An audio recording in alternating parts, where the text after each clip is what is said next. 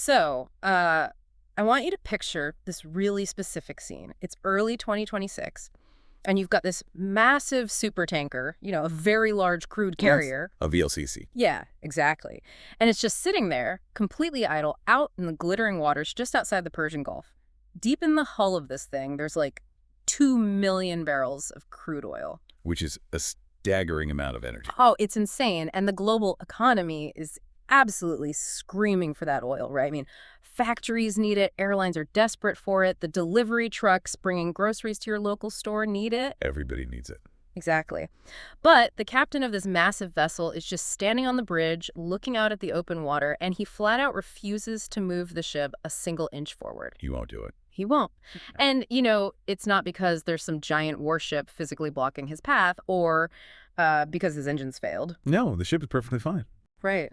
He is parked there because an actuary, some risk analyst sitting in a climate-controlled office building thousands of miles away in London, just looked at a mathematical model, picked up the phone, and told the shipping company that their vessel is now uninsurable. Which, financially speaking, means that ship is dead in the water.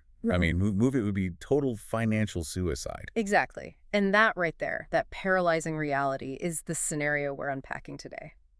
Welcome to today's deep dive. We've got a really massive stack of sources on the table today, including some incredibly detailed wargaming analysis from a YouTube channel called The Infographics Show, plus a bunch of deep geopolitical articles focused on the Strait of Hormuz. Yeah, and they all center around this very specific hypothetical scenario set in early 2026. A conflict, which the sources call Operation Epic Fury, has erupted. Operation Epic Fury. It sounds like a movie, but the details are terrifying. They really are. And the players involved in this war game are the United States, Israel, and Iran. Right.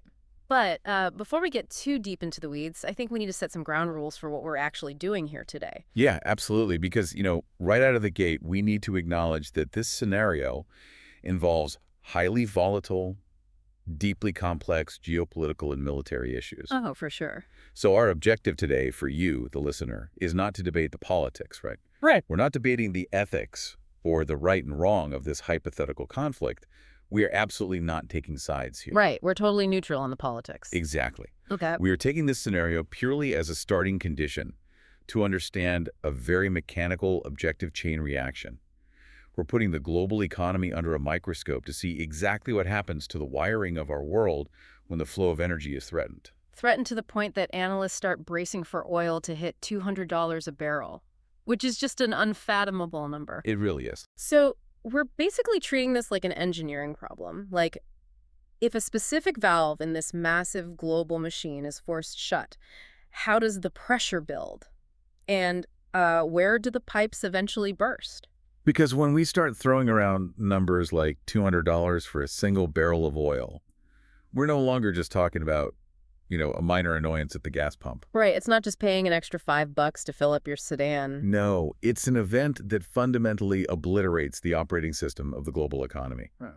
I mean, we are talking about the price of the milk in your refrigerator. We're talking about whether your company can afford to make payroll next month. Wow. And, we're talking about the emergency levers that central banks are forced to pull just to keep society from collapsing. It's a profound vulnerability. And I think to understand how a conflict thousands of miles away can literally reach directly into your checking account, we have to start at the physical root of the problem. We do. We have to look at the geographic bottleneck. Right. So let's jump right into part one. The brief overview of the Strait of Hormuz and this $200 oil threat. So the Strait of Hormuz. It is, without any exaggeration, the single most critical choke point for global energy on the planet. Period. Period. If you look at a map, it's this narrow maritime corridor located right between Iran to the north and Oman to the south. Right. And it is literally the only way out of the Persian Gulf. So if you're a ship leaving the Gulf, you have to pass through this specific strait to reach the Gulf of Oman. And then from there, you finally hit the Arabian Sea and the open ocean. And, I mean, the sheer volume of energy moving through this one specific stretch of salt water is just hard to wrap your head around.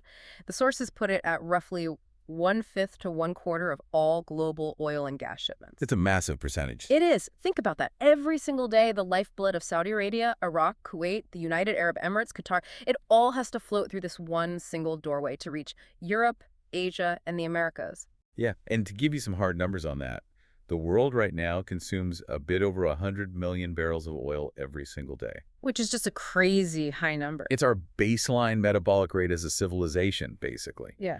So a fifth of that means roughly 20 million barrels of oil are sliding through the Strait of Hormuz daily.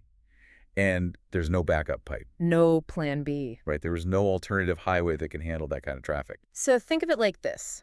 Imagine the global economy is this sprawling, hyperactive metropolis, right? Millions of people, thousands of skyscrapers, just this constant buzzing hum of commerce and survival. Okay, I picture it. Now, imagine that there is only one major suspension bridge leading into this entire massive city. It honestly doesn't matter how much food is growing on the farms across the river. It doesn't matter how many millions of gallons of fuel are sitting in storage tanks on the other side. Right, because if they can't cross, Exactly. If someone closes that one single bridge, the city starves. The Yeah. metropolis just shuts down. The Strait of Hormuz is essentially the ultimate global toll booth.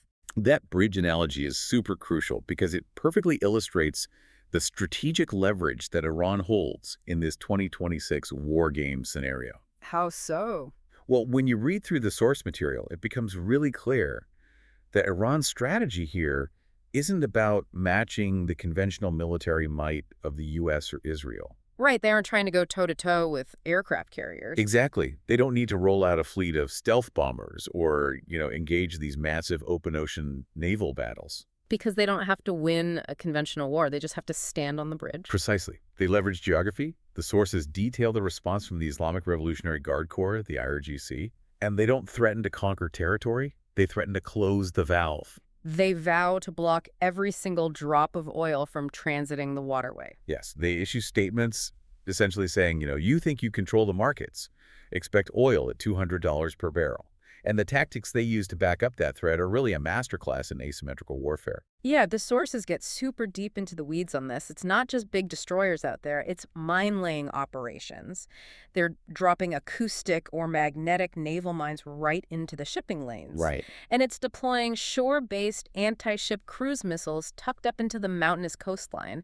Plus, they're launching swarms of cheap, explosive suicide drones and using these fast-attack, heavily armed speedboats to just constantly harass the shipping. And this is where the genius of the strategy lies, at least economically speaking. Yeah. They don't need a perfect, impenetrable wall. What do you mean? Well, they don't need to physically sink every single ship that tries to cross. Oh, because uncertainty does the heavy lifting for them. Exactly. The weapon isn't necessarily the explosive itself. The weapon is the mathematical probability of the explosive. Okay. So if a maritime corridor usually handles dozens of these massive supertankers a day, and you put just 5 mines in the water, you haven't just destroyed 5 ships. You have paralyzed the entire system. Yeah. You've stopped 1,000 ships from even dropping their mooring lines. Which brings up a detail from the text that I think really trips people up when they first look at a map of this area.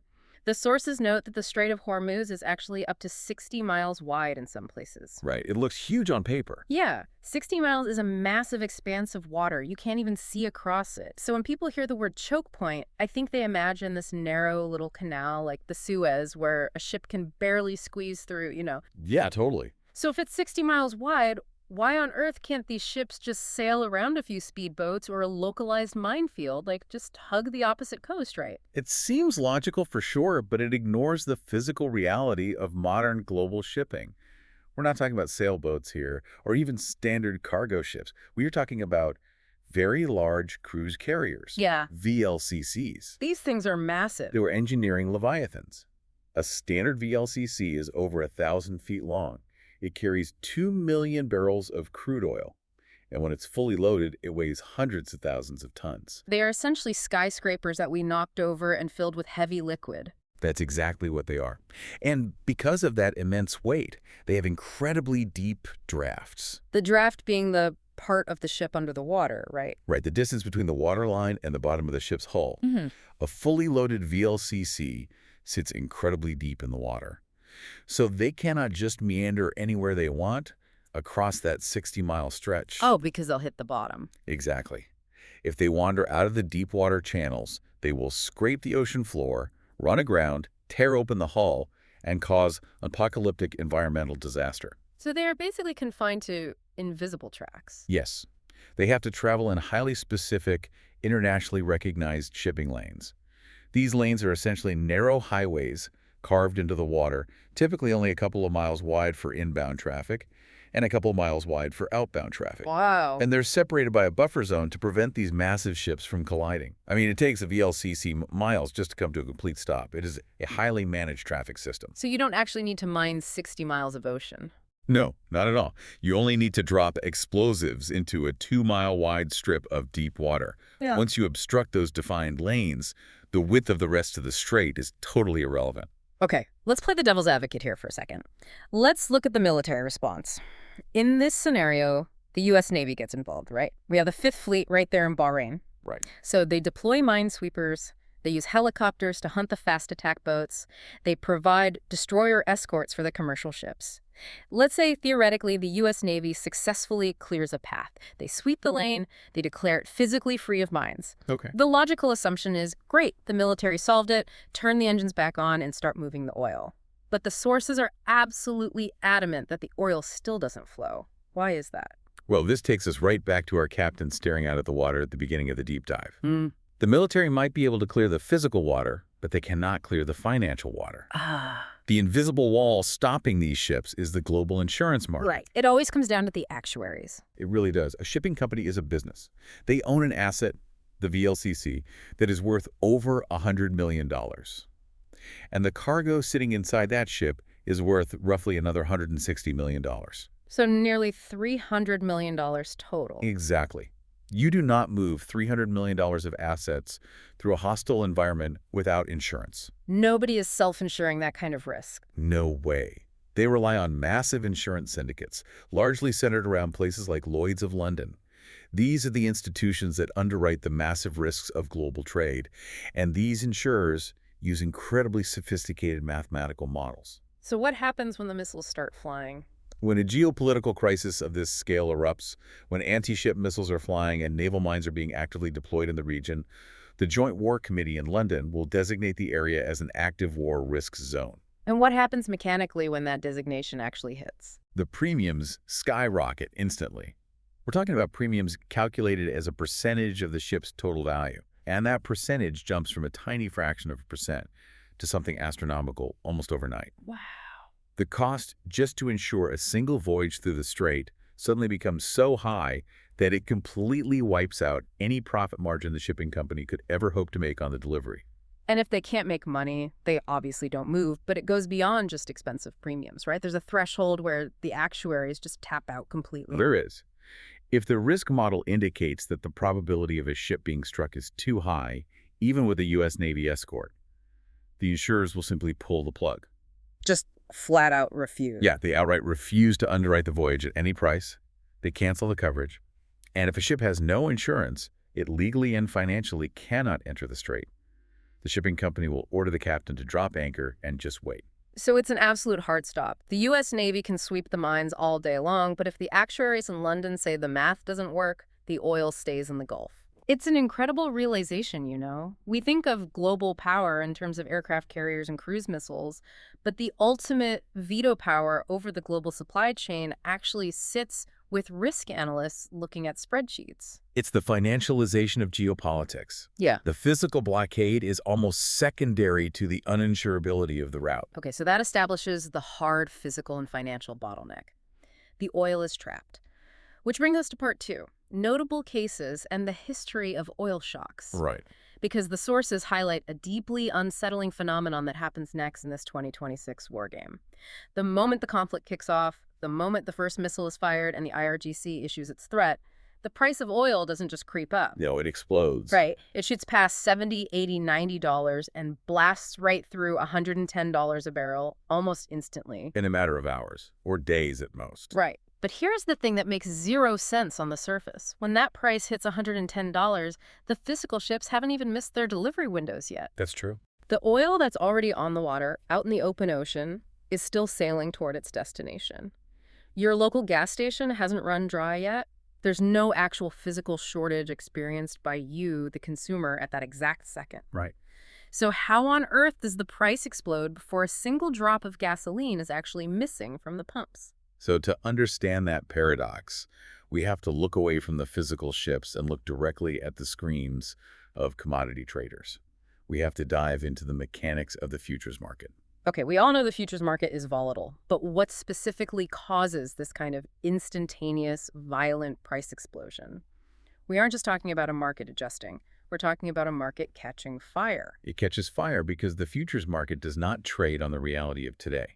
It trades exclusively on the anticipation of tomorrow. Okay, unpack that a bit. So when major entities think hedge funds, massive trading firms, airlines, national governments, when they buy oil on the futures market, they're buying a contract that guarantees delivery of a specific amount of oil at a specific price, 3 months, 6 months, or even a year from now. So they're trying to lock in their costs ahead of time. Like an airline wants to know what jet fuel will cost them in December so they can price their holiday tickets in July. Exactly. That's the whole point. Yeah. So when news breaks that Operation Epic Fury has commenced and the Strait of Hormuz is under threat, the traders aren't looking at the oil currently sitting in tanks in Ohio. Right. They're looking at the 20 million barrels a day Yeah. that are supposed to arrive next month and the month after that, and they realize, oh no, that oil isn't coming. So a massive scramble begins. A historic scramble. Yeah. Every single entity that relies on oil suddenly realizes they need to secure whatever supply they can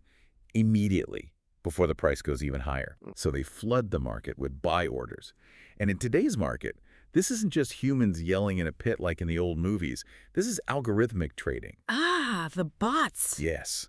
Computer models detect the geopolitical keywords in the news.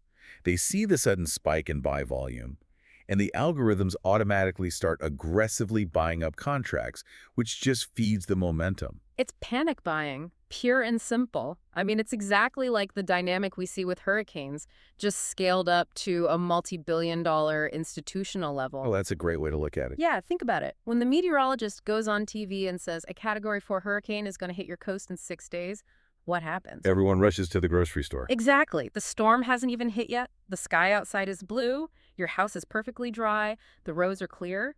But because every single person in the city expects the supply chain to break next week, they all rush to the store today and buy up every single roll of toilet paper, every bottle of water, every loaf of bread. Yeah, I've seen it happen so many times. Right. The absolute fear of a future shortage causes a massive, immediate surge in demand. And that demand instantly empties the shelves today. The crisis snowballs and creates an actual shortage days before the first drop of rain even falls. That is the perfect analogy. The futures market is just hurricane panic buying with complex financial instruments. The traders know the physical shortage is coming, so they buy everything they can get their hands on today. Which just drives the price up. Exactly. As they buy, the price rockets upward. Other traders see the price rocketing and jump in just to ride the momentum and make a quick profit, which pushes the price even higher. It becomes a self-fulfilling prophecy of inflation. It really does. The market aggressively prices in the worst-case scenario long before the physical reality hits the consumer. And the sources provide a really sobering look at history to prove this isn't just some theoretical wargame concept, right? We've lived through this exact psychological and economic cycle multiple times. We have. The sources point directly to the 1979 Iranian Revolution. That was a massive geopolitical shock that completely upended expectations of supply. Right. The actual physical disruption took time to ripple through the system, but the panic was immediate. Oil prices more than doubled, triggering a brutal wave of global inflation that defined an entire economic era. I remember reading about the gas lines. The U.S. government actually printed millions of gas rationing coupons. They look like little dollar bills preparing for the absolute worst. Really? Yeah, they never ended up using them, but that's how terrified the institutions were of the supply shock. And then the sources also bring up the 1990 Gulf War. Right. Iraq invades Kuwait. Yeah. Suddenly, a massive chunk of global supply is offline or threatened.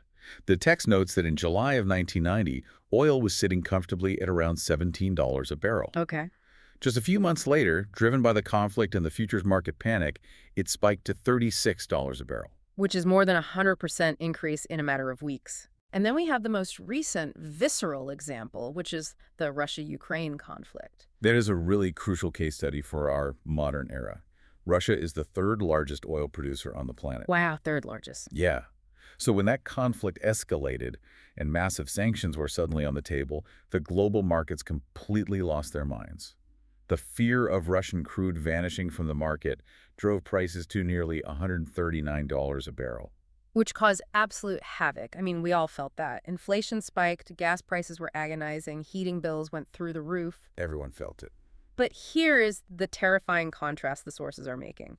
$139 a barrel was a massive, painful shock. But in this 2026 scenario, the IRGC isn't just threatening a temporary disruption. They are threatening a total closure of the Strait of Hormuz until oil hits $200 a barrel. A whole different ballgame. It is. $139 hurt us. $200 is a completely different stratosphere of economic destruction. And it's because the nature of the blockage is different. How so? With Russia, the shock was massive, but the market eventually realized that Russian oil was actually still flowing. It was just being redirected. Ah, right. They used shadow fleets, they sold heavily to India and China, they had alternative overland pipelines. The global supply didn't actually vanish, it just got incredibly inefficient and, frankly, dirty. Okay, I see. But the Strait of Hormuz is different. It is a binary geographic valve. There is no shadow fleet that can teleport 20 million barrels of oil across a mountain range. If the strait is closed, that oil is trapped. Full stop. And that leads to the physical compounding of this disaster. Because while the traders in New York and London are panic buying futures contracts, the physical reality on the ground in the Middle East is rapidly deteriorating. Yeah, it gets bad fast. The sources describe intelligence reports of explosions, massive fires at oil storage facilities in and around Tehran, and infrastructure being actively targeted and destroyed. Right, because the war game isn't just a blockade. It is a kinetic war, destroying the actual hardware of the energy sector. Right. And this creates an immediate, catastrophic physical bottleneck. Right. We have to look at the mechanics of an oil field to really understand why this is so dangerous. So let's trace that. A pump jack is pulling crude oil out of the ground in the desert. Where does it actually go from there? It doesn't go straight into a ship. It gets pumped through pipelines into massive, sprawling tank farms. These are huge cylindrical storage facilities sitting right on the coast of the Persian Gulf. Okay. These tanks act as a buffer. The oil flows into the tanks, and then massive hoses pump the oil from the tanks into the VLCC supertankers waiting at the docks. But in our scenario, the actuaries have grounded the fleet. The ships are completely gone. Exactly. The ships aren't arriving to drain the tanks, but the pump jacks out in the desert are still running. So what happens? The tanks fill up. The massive tank farms start filling up. Fast. You have 20 million barrels a day with nowhere to go. Within weeks, sometimes just days, depending on the country's storage capacity, those coastal tanks hit 100% capacity. They're literally full to the brim. And you obviously can't just let millions of gallons of crude oil spill out onto the sand. No, you can't. So the producers have no choice but to stop pumping. They have to physically shut in the oil fields, and this is a really critical point. Mm-hmm. Capping a producing oil well is not like flipping a light switch in your living room. Why not? Because you're dealing with immense subterranean pressure, complex geology, and highly sensitive engineering equipment down in the well. When you suddenly choke off a well and force it to stop producing, you risk severely damaging the reservoir. The pressure dynamics completely change. Meaning that when the war is over and you want to turn the oil back on, it might not come back. Frequently, it doesn't come back at the same volume. Restarting a shut-in well takes weeks or months of careful engineering, and you often permanently lose a percentage of the well's total production capacity. Wow.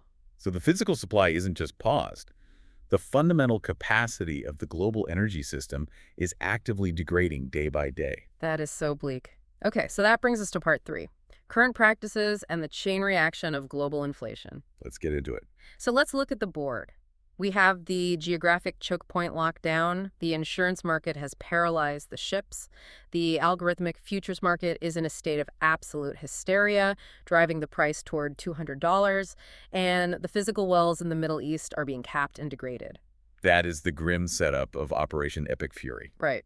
Now let's explore the fallout. Let's trace the exact unforgiving chain reaction of how a $200 barrel of oil actually reaches out and obliterates a normal household budget. To understand the velocity of this destruction, we really have to look at our current baseline, our daily habits. Because despite all the headlines you see about electric vehicles and wind farms, and those are definitely growing, the foundational reality of the modern global economy is that we are utterly, hopelessly addicted to oil still. We consume over 100 million barrels every single day. And the sources hammer home a really disturbing point about that 100 million barrels. There is zero slack in the system. None at all. The global supply chain is hyper-optimized for efficiency, not resilience. We operate on a just-in-time model. Right, holding inventory is expensive. Exactly. So we consume almost exactly what we produce on a daily basis. So when 20% of that daily lifeblood suddenly vanishes, the ripple effect isn't some slow wave, it's a shock wave. Let's trace how that shock wave travels through the 5 steps of the economy. Okay, step one is the most visceral, the one everyone feels immediately, the pump. Yeah, we all know this one. The second those futures contracts explode in New York, the wholesale price of gasoline skyrockets. The owner of your local gas station looks at the spot price for his next delivery, realizes his cost just doubled, and he walks outside and literally changes the numbers on the sign. Yeah. You drive home from work, you pull up to the pump, and suddenly a tank of gas costs you $80, $90, maybe $120. That drains your disposable income that exact same afternoon. But the pump is just the visible surface. Step 2 is where the structural damage really begins. Transportation and logistics. Okay, break that down. Look up at the sky. Commercial aviation relies entirely on jet fuel, which is a highly refined petroleum product.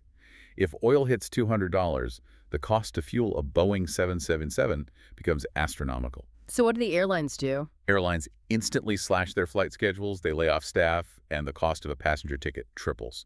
International travel basically becomes a luxury reserve for the ultra-wealthy overnight. And it's not just people moving, it's cargo. We talked earlier about those massive container ships that bring everything from electronics to sneakers across the Pacific. Right. They don't run on standard diesel, they run on something called bunker fuel. It's this thick, sludgy, incredibly energy-dense byproduct of crude oil refining. And when crude goes to $200, the price of bunker fuel just goes parabolic. Which means the cost to ship a shipping container from Shenzhen to Los Angeles or from Rotterdam to New York quadruples. The cost of logistics essentially becomes a massive new tax on every single physical object moving across the surface of the Earth. Which brings us to step 3, and this is the one that truly breaks societies. Food. This one is scary. It is. I think there's a profound disconnect in the modern mind between a barrel of black oil and a loaf of bread. But modern high-yield agriculture is arguably the most energy-intensive industry on the planet. We basically eat petroleum. Let's break that down because it's not just about the diesel and the farmer's tractor, although that is obviously a massive cost. I mean, a modern combine harvester burns through hundreds of gallons of diesel a day. Yeah, it's a lot. So if diesel hits $8 a gallon, the farmer's operating costs explode. But the real vulnerability is the chemistry of the food itself, right? Yes, you're talking about fertilizer. Exactly. To grow the massive crop yields required to feed 8 billion people, we rely heavily on synthetic nitrogen fertilizers. And to create that fertilizer, chemical plants use something called the Haber-Bosch process. Right, a staple of modern chemistry. It is a brilliant piece of industrial engineering. It binds nitrogen from the air with hydrogen to create ammonia. But to get that hydrogen and to generate the immense heat and pressure required for the reaction, the process requires massive, constant streams of natural gas. So when energy prices go to the moon, the cost to operate a fertilizer plant becomes completely unsustainable. They physically cannot afford to run the machines. The fertilizer plants shut down, the supply of synthetic nitrogen crashes, the price of whatever fertilizer is left skyrockets. So the farmer is hit on all sides. Exactly. The farmer has to pay triple for his fertilizer, double for his diesel, and double for the trucking company to haul his wheat to the processing plant. And then the bakery that buys the wheat has to pay double for the electricity to run their massive industrial ovens. Yeah. Which leads us to step 4, manufacturing. It's not just food. Look around the room you are sitting in right now. The casing of your computer, the insulation in your walls, the synthetic fibers in the shirt you are wearing, the plastic casing of a medical syringe at a hospital. It's all petrochemicals. All of it. The fundamental building blocks of modern manufacturing are derived directly from petroleum. When oil hits $200, the raw materials for a massive percentage of everyday objects become prohibitively expensive. Right, because plastic is oil. Exactly. Yeah. Factories see their material costs double at the exact same time their electricity bills are going through the roof. Which leads to the final fatal step. Step 5, the consumer. The grocery store, the electronics retailer, the hospital, none of these businesses operate on wide enough profit margins to just absorb these massive compounding costs. You know, retail margins are razor thin. Exactly. So if a grocery store tries to eat the cost of $200 oil, they are bankrupt in a month. So they have only one choice. They pass every single penny of that increased cost directly onto you. You pay more for the bread, you pay more for the plastic packaging, you pay more for the delivery truck, you pay more for the electricity keeping the store's lights on. By the time that loaf of bread reaches your hands, it has been taxed by $200 oil at 5 different stages of its life cycle. It's compounding inflation. Right. This is exactly how a geopolitical conflict in a waterway 5,000 miles away aggressively drains your checking account. This step-by-step journey is the exact anatomy of a global inflation shock. And the sources introduce a really vital macroeconomic concept here to explain how this traps governments in a nightmare scenario.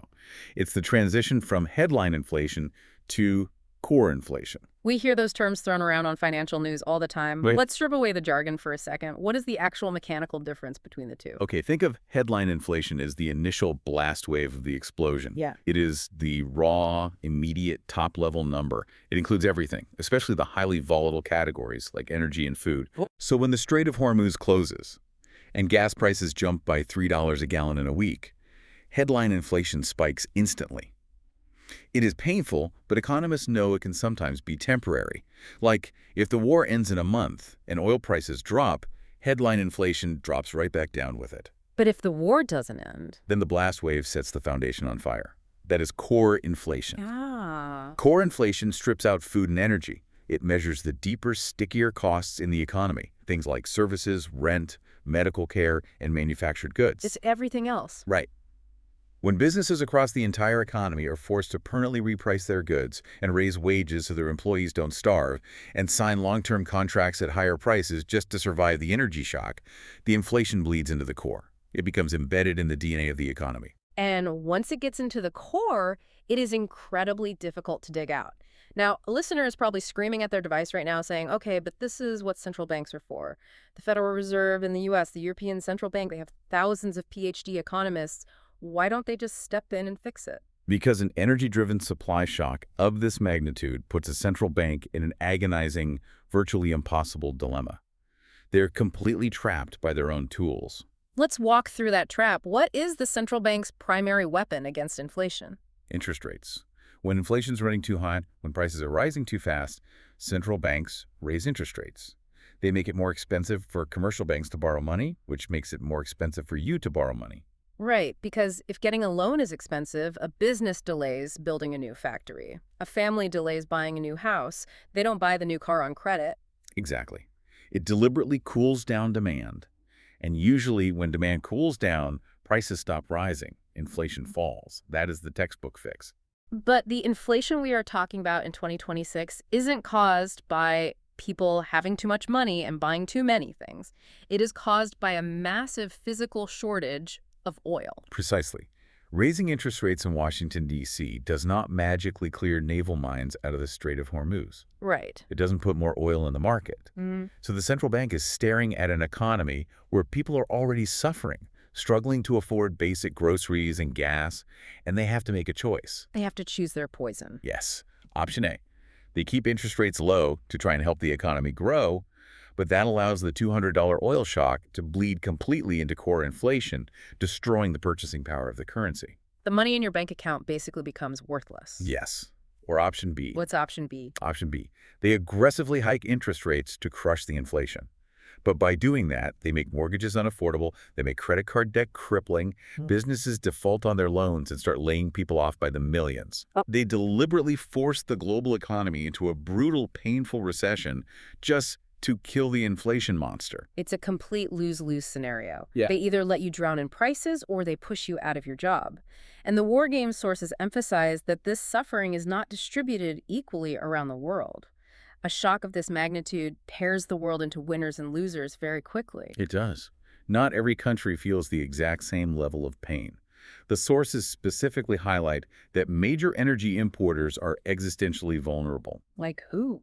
Well, if you look at regions like Europe or massive manufacturing hubs in Asia, places that have to import the vast majority of their raw energy to function, they take the absolute brunt of the impact. Because if a country already has a weaker currency relative to the US dollar and high national debt, Paying for $200 oil priced in dollars will literally bankrupt the state. The United States is somewhat insulated because we are a massive domestic oil producer, right? I mean, we pull millions of barrels out of the Permian Basin. We do, but we are still tethered to the global market.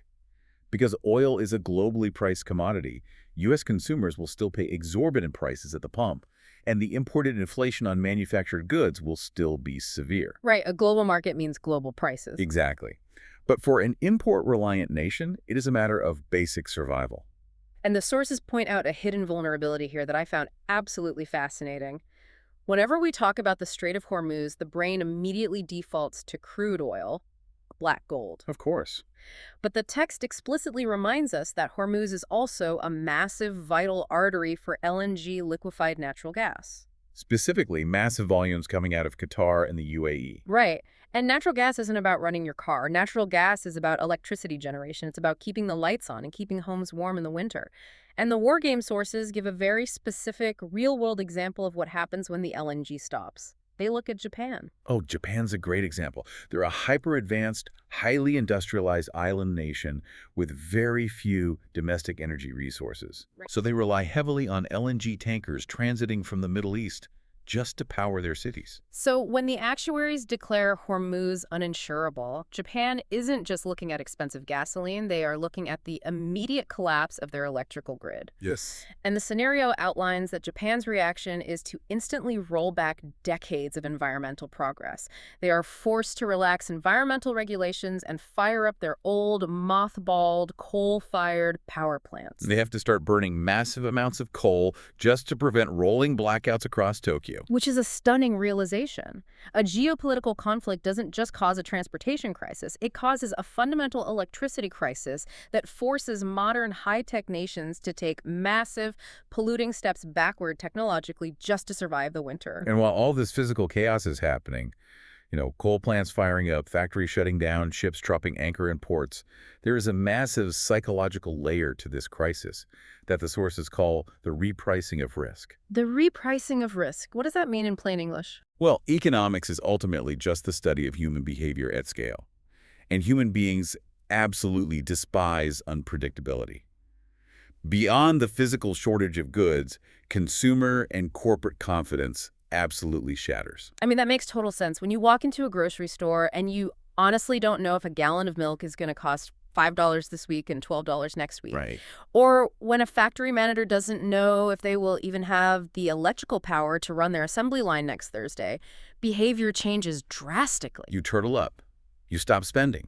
A family cancels their summer vacation. They decide to wait another year before buying a new car. They hoard whatever cash they have. And businesses do the same thing. Exactly. A business completely freezes all new hiring and cancels their expansion plans. The velocity of money just grinds to a halt. Exactly. And when people stop spending, corporate profits plunge. Oh. The stock markets, the equities, they crash as investors panic and pull their money out. Banks tighten their lending standards, meaning no one can get a loan for a house or a small business. So the entire psychological foundation of a growing, optimistic economy crumbles into a defensive crouch. It does. Okay. We have painted a thoroughly terrifying picture. We are staring down the barrel of $200 oil, structural inflation, a trapped central bank, a paralyzed supply chain, and global grid failures. This is the darkest timeline of early 2026. It's bleak. So let's pivot to part 4. Future implications and reality.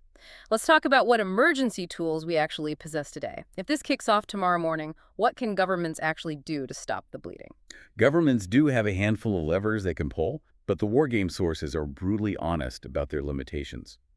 The primary, most immediate tool that major nations have is the release of Strategic Petroleum Reserves, or SPRs. Let's explain what that actually is. I feel like people hear strategic reserve and they might imagine like a bunch of barrels sitting in a giant warehouse somewhere. It's much bigger than that.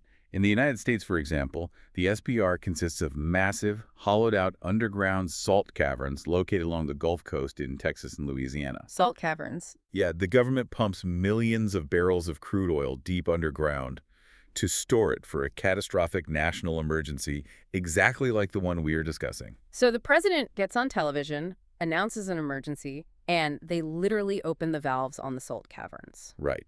They flood the global market with millions of barrels of reserve oil to artificially increase supply, ease the panic in the futures market, and try to pull the price down from $200. That is the textbook play. And they can coordinate with other nations, right? Like European countries, Japan, South Korea, who also hold reserves, and execute a massive coordinated release. Yes, that's the plan. Governments can also implement temporary tax holidays, right? Like suspending the federal or state gas taxes. Yeah, they strip away the taxes at the pump to artificially lower the price the consumer pays, even if the underlying wholesale cost is sky high. Just to give people a break. Exactly. They can also issue direct subsidies to crucial industries like bailing out the trucking companies or the fertilizer plants just to keep the vital organs of the economy functioning. But, I mean, I'm looking at the math here, and it feels like trying to put out a forest fire with a garden hose. The sources make a really grim point about this. How big are these reserves, really? This is the terrifying part. Let's use the USSPR as an example. At its absolute maximum capacity, it holds a little over 700 million barrels of oil. Okay, 700 million. And earlier we established that roughly 20 million barrels a day move through the Strait of Hormuz. Do the math. If that 20 million barrels completely vanishes from the global market and the world decides to completely cover that entire shortfall using only the maximum capacity of the USSPR. You divide 700 by 20, that is 35 days. 35 days. Wow. And that assumes the caverns are 100% full, which they rarely are. And it totally ignores the physical engineering limits of how fast you can actually pump the oil out of the ground. So it's basically a month. The reality is these reserves are band-aids. Hmm. They are designed to bridge short-term gaps, like a hurricane knocking out Gulf Coast refineries for 2 weeks, or a brief pipeline failure. They are not designed to substitute for the closure of the world's most vital geographic choke point for months on end. They simply cannot do it. The math just doesn't work. The reserves run dry, and you are right back to the $200 reality. But now you have no safety net left whatsoever. Which leads to the really painful long-term geopolitical lesson hidden in this 2026 war game. The sources argue that this specific nightmare scenario forces a massive permanent reevaluation of what the phrase energy security actually means. Right. For the last 50 years, we have largely defined energy security in terms of volume. Like, do we have enough millions of barrels of oil to run the economy? Exactly. Can we drill more? Can we buy more? It is a volumetric problem. Right. But the true lesson of Hormuz is that energy security isn't just about how much energy you possess on paper. It is equally, if not more, about how that energy physically travels from point A to point B. The logistics. It is about the resilience of the route. It is about geographic flexibility. Because if 100% of your energy has to pass through one 60-mile stretch of water that is currently filled with naval mines and uninsurable risk, you are not secure. Not at all. It does not matter if you own 10 billion barrels of oil in a desert across the world. If you can't get it across the bridge, your city starves. Exactly. And the war game analysis suggests that surviving, or rather failing to survive, a shock like this will force major economies to aggressively, desperately shift their long-term strategies. So a pivot to true domestic independence. Yes. We will likely see a massive accelerated push for domestic renewables, solar and wind power. And what's fascinating is that this push won't just be driven by environmental concerns or climate change treaties. It'll be driven by pure survival. Pure, hard-nosed, cynical national security and military necessity. Because, I mean, you don't have to put sunlight on a VLCC supertanker. You don't have to ensure the wind. Exactly. The sun shines domestically. The wind blows domestically. You cannot blockade a solar farm in Arizona with a fast attack boat. Countries will realize they have to aggressively upgrade their domestic power grids to handle localized, distributed generation. And the sources hint that this might also force a massive renaissance for nuclear power. Oh, definitely. Because if you want immense, reliable baseload power that operates completely independent of Middle Eastern shipping lanes, modern nuclear reactors are one of the only viable options to fully decouple a massive industrial economy from distant, vulnerable choke points. But, and this is the massive but that the sources emphasize there, is a tragic reality regarding the timing of this scenario. We are caught in the messy middle. We really are. We are currently in the early stages of a massive global energy transition. We are trying to move toward electrified transport, renewable grids, and greener infrastructure. Right. But we are absolutely categorically not there yet. The infrastructure just doesn't exist at the scale required. Green power, as it stands today, is not robust enough. The electrical grids in most countries cannot handle the load of electrifying everything. No, they can't. And the battery storage technology is not advanced enough to balance intermittent wind and solar to instantly replace the 100 million barrels of oil the world burns for raw, reliable energy every single day. So if the Strait of Hormuz closes in February of 2026, the global economy cannot wait 10 years for a new nuclear plant to be built. Solar panels aren't going to fuel the Boeing 777s or power the massive container ships crossing the Pacific in time to save the supply chain. We are transitioning, but we are still tethered to the old system.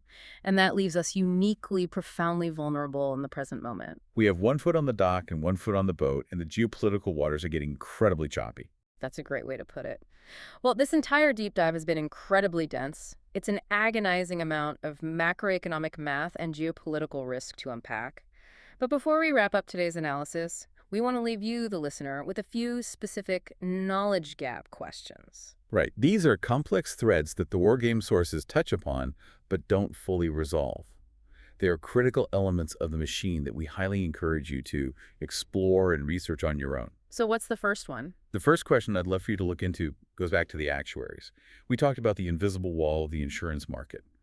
But how precisely do global maritime insurance syndicates, these people sitting in high-rises in London or New York, actually calculate the mathematical risk of a chaotic war zone? Yeah, like what's the actual math? Exactly. What are the specific data points and formulas they plug into their risk models? And politically, who actually possesses the ultimate authority to officially declare a massive global artery completely uninsurable? That is a fascinating rabbit hole to go down. My question is about the physical plumbing of the planet.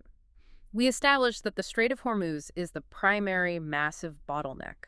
But what specific overland pipeline infrastructure currently exists that can bypass the strait? Oh, that's a good one. Yeah, where do they run through the Arabian Peninsula? Who controls them? And more importantly, what are the strict physical hydraulic engineering limits stopping those pipelines from simply carrying 20 million barrels a day to compensate for a naval blockade? Like, why can't we just force all the fluid through the alternate pipes? And finally, a broader question regarding the tragic timing we just discussed. If a shock like this truly catalyzes a panic-driven push for energy independence, how long would it realistically take, assuming maximum global effort, to fully upgrade the heavy logistics network? Like trucks and ships. Right, I'm not talking about passenger cars. I'm talking about massive maritime cargo shipping, heavy long-haul trucking, and the global aviation industry.